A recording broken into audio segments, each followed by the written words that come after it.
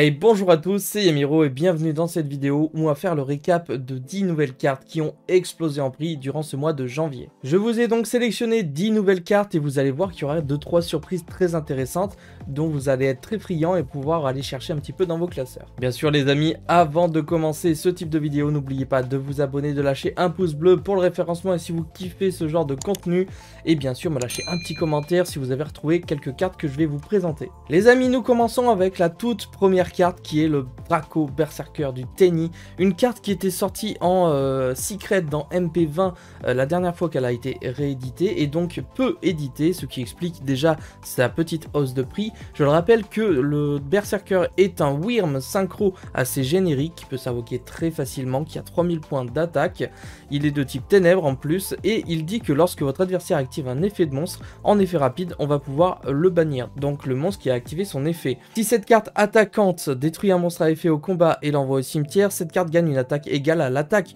d'origine du monstre détruit et aussi elle peut faire une seconde attaque sur un monstre durant cette battle phase. Donc c'est assez extraordinaire comme carte très puissante et qui est littéralement passée en fait de 4-5 euros, ce qui était déjà pas mal pour une secret de Teen à l'époque, à littéralement 15-20 euros actuellement. Je vous mets bien sûr tous les détails en photo puisque le prix est susceptible d'être modifié, mais en général voilà c'est plus du 15 euros à peu près, mais on est déjà sur une carte qui a bien explosé en prix. La seconde carte que je vais vous présenter est une carte qui est sortie d'un pot et qui avait un petit peu été surcotée au début et donc a subi une grosse baisse puisque je veux parler bien sûr de Kurikara qui était le nouveau Nibiru à l'époque et qui semblait être intéressant, qui était déjà une carte assez chère mais qui a littéralement chuté en prix pour se retrouver à 10-15 euros. Mais actuellement, je pense surtout à cause de Kashtira, c'est une carte que les gens vont vouloir se mettre en side et donc elle a littéralement re-up en prix pour atteindre les 28-29 euros unité, voire bien plus. Alors pourquoi je vous ai parlé de Kashtira? Puisque c'est le premier archétype qui me vient à l'idée quand je pense à Kurikara, puisque Kurikara est une carte qui va pouvoir s'invoquer spécialement depuis la main et uniquement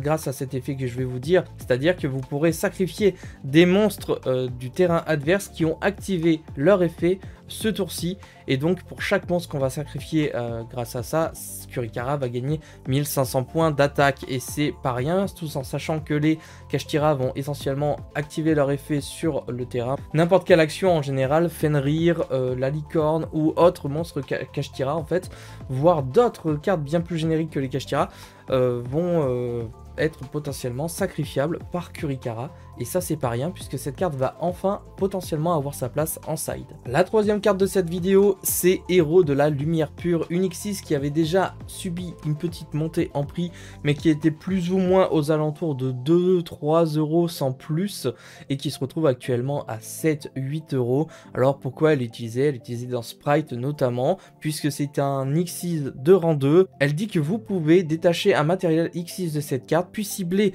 un monstre dans votre cimetière, ajoutez-le à votre main,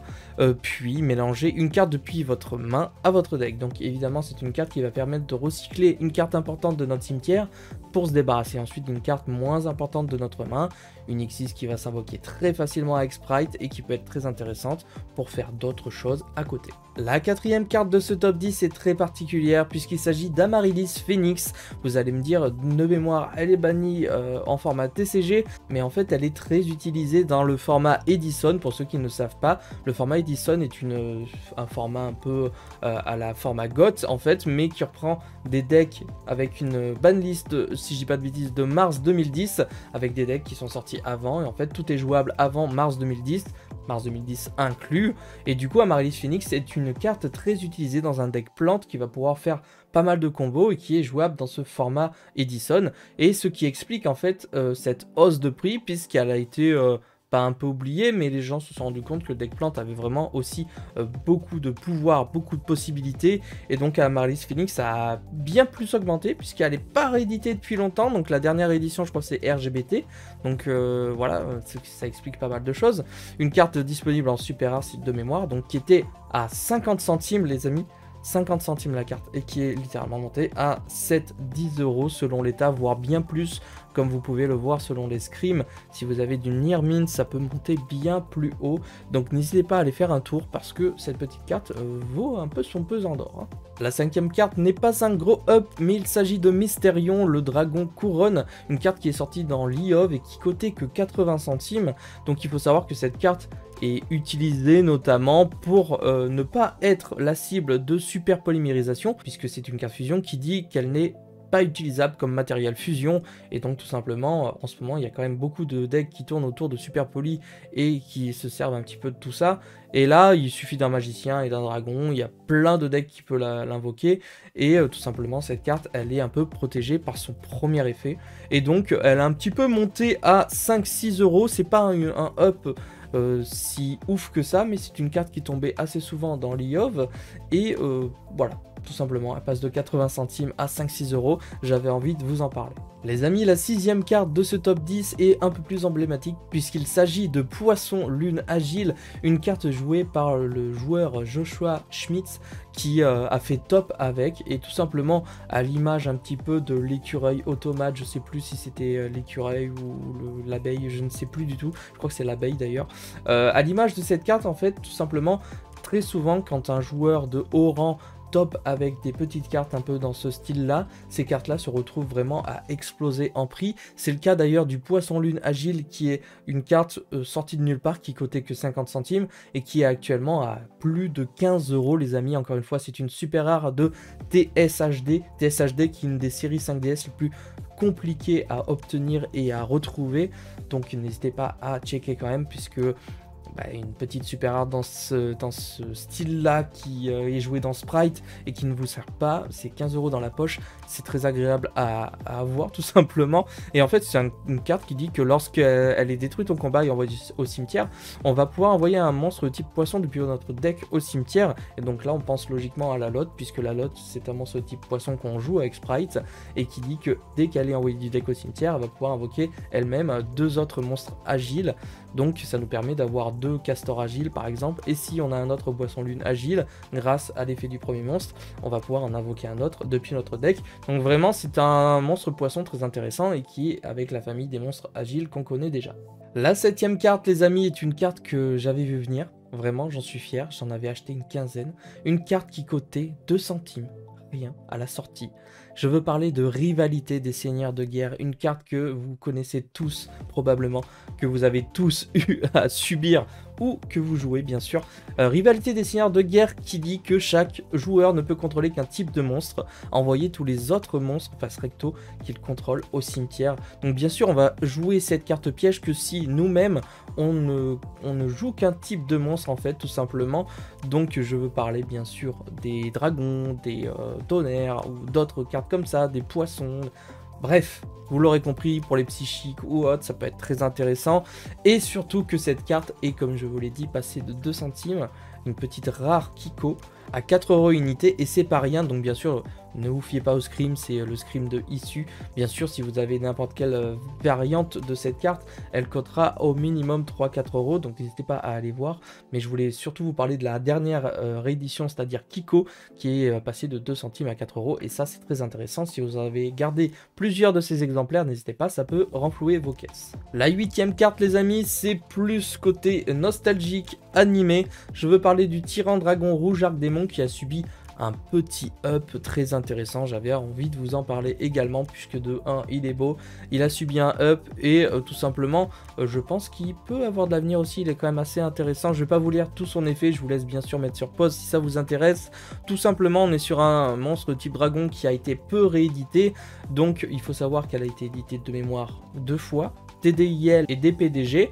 Donc des cartes à chaque fois en ultra rare et dur à choper, donc ce qui vaut en fait une montée de prix qui est passée de 7 € à 19-20 €. Encore une fois, n'hésitez pas à regarder vos monstres synchro puisque cette carte je trouve qu'elle est quand même assez intéressante, et pour 20 € des fois si vous avez des doublons ça peut être également très intéressant. En 9e position nous retrouvons un monstre Xyz de rang 7, Sirène Mur Abyss Gaios. Donc cet Xyz est de rang 7, il vous suffit de 2 monstres hauts de niveau 7 pour l'invoquer. Tant que cette carte face recto a du matériel Xyz, les monstres de minimum niveau 5 ne peuvent pas attaquer une fois par tour. Durant le tour de chaque joueur, vous pouvez détacher un matériel Xyz de cette carte. Jusqu'à la fin du tour, annuler les effets de tous les monstres face recto actuellement contrôlés par votre adversaire qui ont une attaque inférieure à cette carte. Qu'est-ce qui fait ce up de prix? C'est l'archétype Kashtira, du moins le deck Kashtira, qui va abuser des monstres rang 7 dans son extra deck pour venir à bout des decks autour.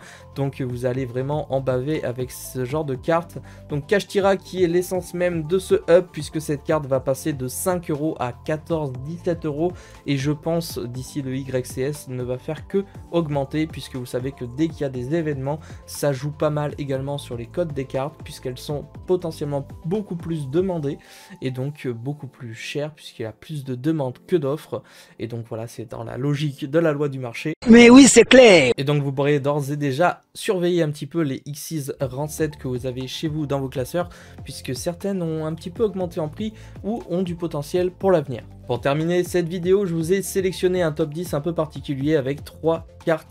Je veux parler d'une carte qui n'a pas forcément augmenté en janvier, mais qui ne cesse quand même de s'accroître un petit peu. Je veux parler des monstres super rares Bystial. Donc vous avez, je vous les affiche tous, bien entendu, le Magnamut, vous avez le Druid Wyrm et vous avez le Saronir qui ont un potentiel énorme. Donc Magnamut qui est littéralement au-dessus de 21 €. Le Druid Wyrm, je suis désolé pour la prononciation, c'est affreux, il est à plus de 15 €. Et enfin le Saronir, il est un peu moins cher, à 5 €. Pourquoi je vous en parle? Parce que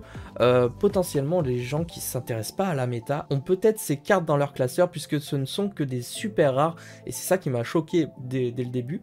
Ces cartes là quand même, quand elles sont sorties, elles cotaient entre 3-4 € les super rares, et voyez, elles ont littéralement explosé en prix, les Bystial, jusqu'à aujourd'hui, et ne cessent d'augmenter. C'est quand même assez colossal pour savoir que ça tombe quand même assez facilement dans certaines displays. Il faut savoir que peut-être certaines personnes ont ces cartes là chez elles, mais n'ont pas fait attention à la cote. Donc c'est pour ça que je voulais les inclure dans cette vidéo, puisque les Bystial ont vraiment énormément de potentiel et peuvent venir être joués dans Sprite, pourquoi pas être joués, on l'a vu, dans tout ce qui est Despia, Branded, etc. Bref, vous l'aurez compris, les Bystial vont pouvoir se combiner avec beaucoup de decks, ont beaucoup de potentiel, et même pour l'avenir sont très intéressants, et ont également pas mal de supports qui sont à prévoir. Donc voilà les amis pour cette vidéo des explosions de prix qui se sont passées à peu près en janvier 2023, vous l'aurez compris. N'hésitez pas à me dire si ce concept vous intéresse toujours. Je sais que j'ai des très bons retours là-dessus. J'essaye toujours de vous sélectionner des cartes assez pertinentes et qui sont potentiellement trouvables un peu partout. Donc n'hésitez pas à suivre les anciennes vidéos également des explosions de prix, puisque peut-être que des anciennes cartes ont encore plus augmenté